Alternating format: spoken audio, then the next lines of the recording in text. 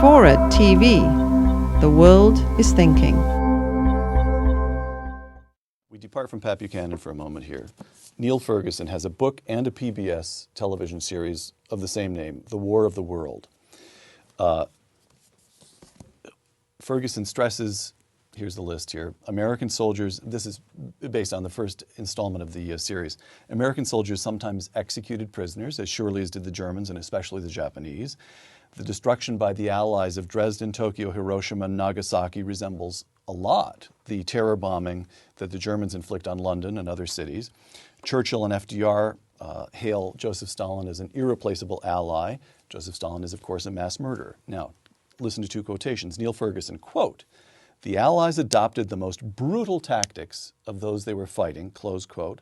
Rush Limbaugh, I direct this one to you in particular, Christopher, quote, "Now we've got this revisionist historian trying to say we're no better than the people we beat because we were using the same totalitarian tactics. This is a latest example of the attempt to convince as many Americans as possible that the United States is no better than any of the worst despots and mass murderers that have ever lived. Thank you, PBS," close quote. So who are you with on that one, Christopher? Rush Limbaugh or Niall Ferguson? Mr. Limbaugh was very flattering about my good self in the New York Times last Sunday. So I yes, he was actually. I suppose I owe him one. Actually, he somehow, try as he may, he could never find my G-spot. I don't understand why people admire him. I just don't get, no. Oh, well, I can't, we'll have a drink just on that can't one. Get it. But anyway, if I haven't had the advantage of reading Mr. Ferguson's book, I'm an admirer of his work in general. The difference, I suppose, would be this. Germany and Japan in defeat were very expensively and carefully nourished back to life and health and democracy and prosperity. I don't think that would have been the case for a German-occupied Russia or German-occupied United Kingdom.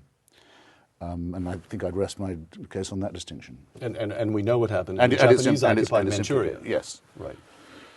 The difference is that in all war there's a process of brutality, and it becomes worse and worse. Every party to a war, no matter whether a liberal democratic government or an autocracy, will find themselves caught in that spiral, in that descent into barbarity. But the difference between the Allies and Germany and Japan was twofold.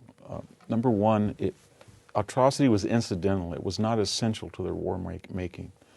In the sense that you didn't have special groups of British soldiers who went out and found Jews and slaughtered them, or you didn't have anything like the rape of Nanking, or you didn't have 10 to 15,000 Asians per week being killed in the last years of World War II by Americans and British in China and Korea and Formosa. That's one thing. And the other is magnitude. No attempt to make their own civilians commit mass suicide in the face of defeat. And there wouldn't have been. The other argument is more of a subtle one, and it involves magnitude, which I think Niall Ferguson didn't point out clearly enough, and that is that while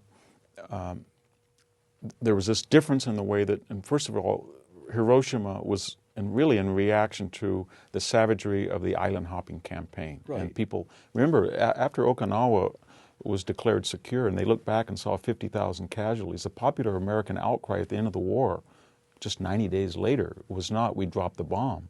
But surely you must have, if you exploded it in mid-July, you must have known it was there and you could have avoided Okinawa. Right.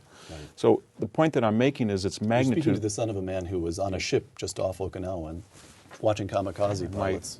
My grandfather, my namesake, was killed there. So the point that I'm making is that the fact that in retaliation, to stop atrocity, that the Allies engaged in types of activities that killed a lot of people doesn't make it the moral equivalent of people who would have done far worse, only they didn't have the access to the technology or the material resources. There is some very unpleasant stuff, though. If you read the conversations of Charwell and Lindemann and the advisors to Churchill on area bombing, they say, we recommend that you bomb the working class areas of Hamburg because the houses are closer together, the people are packed more tightly, you'll get more deaths per bomb. And remember, these are the areas of Germany that had never voted for Hitler. Hitler, I think, I'm right in saying it, barely even visited Hamburg, even when he was Chancellor, because he knew he was hated there. It was a socialist working class city. It's horrible to think, when we ask our rather smug question, what happened to all the good Germans during the terrible period of Nazism? Well, a lot of them were being killed by the RAF.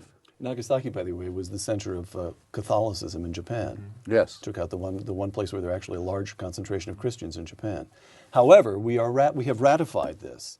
There is a fundamental moral distinction to be observed, and to miss it is obtuse. That is to say, all three of us agreed that Mr. Rush Limbaugh is correct.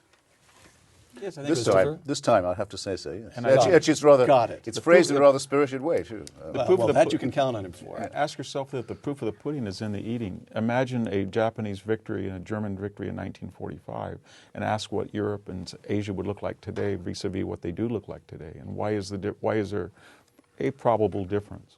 Let me